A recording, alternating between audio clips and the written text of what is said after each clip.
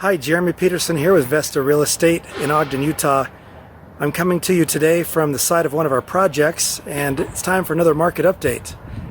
So it is mid-October, and it is 80 degrees outside right now. I'm in a polo shirt, shorts, sandals, and this is really unusual for this time of year. Normally this time of year it's cool and the market starts to cool off, but our charts this year show something different's happening. Let's go ahead and look at homes that are under contract. Right now we have about 50% more homes under contract than we had last year at this time. This chart shows you July to the present time this year. You can see the trend has been upward, and last year that trend was downward, which we would normally expect with a seasonal cycle. If we look at homes that are active for sale, we can see that listings right now for sale, there's about 10% more inventory out there than there was this time last year.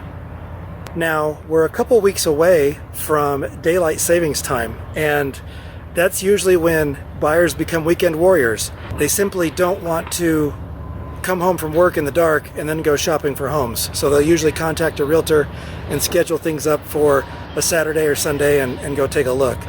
So we're a couple weeks away from that, but things are still moving at an interesting clip here, at least from our under contract perspective.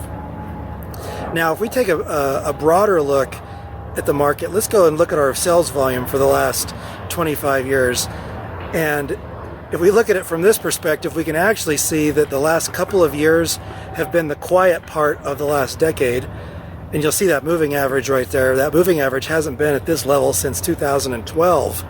So sales volume in general is down over the past 10 years, but in the short term right now we're seeing things pick up a little bit.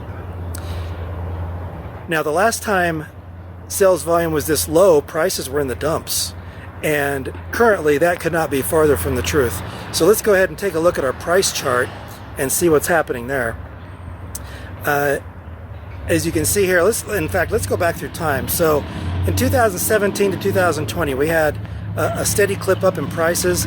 That's what we would call appreciation, right?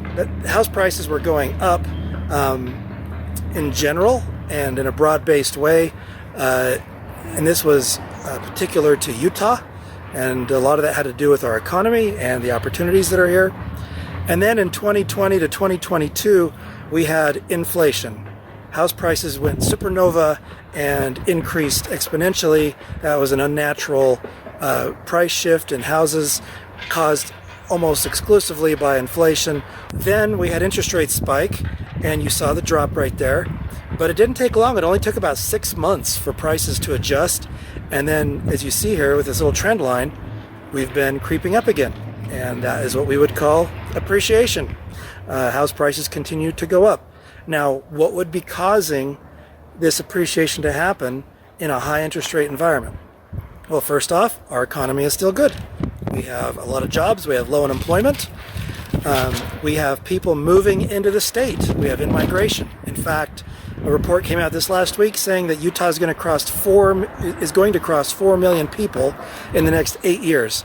That is 500,000 more people, about 62,000 a year, moving into the state or through childbirth. That's 500,000 more people in the next 8 years.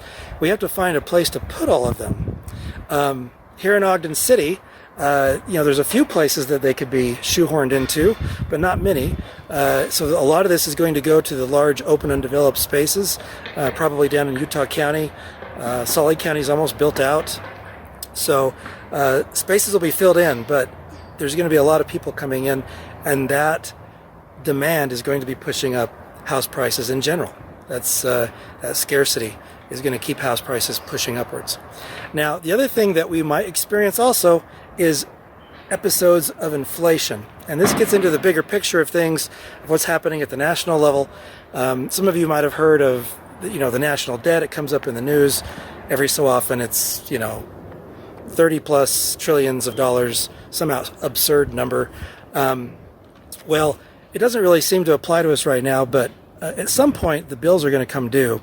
And there are two options that we have from a national perspective. One is we can just not make payments and default on that debt, and that debt would go away, or we can print money and make payments with that. Now, if we default, that is a big deal. And the United States is the bedrock of the world financial system right now.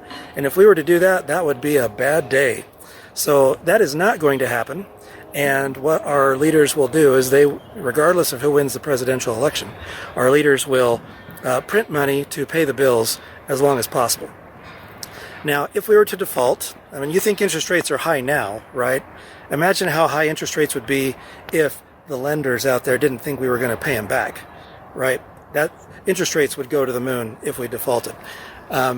If we decide to print to pay our bills, interest rates will stay high, but not as high as a default. And we'll have to deal with the little episodes of creeping inflation as they happen while that occurs.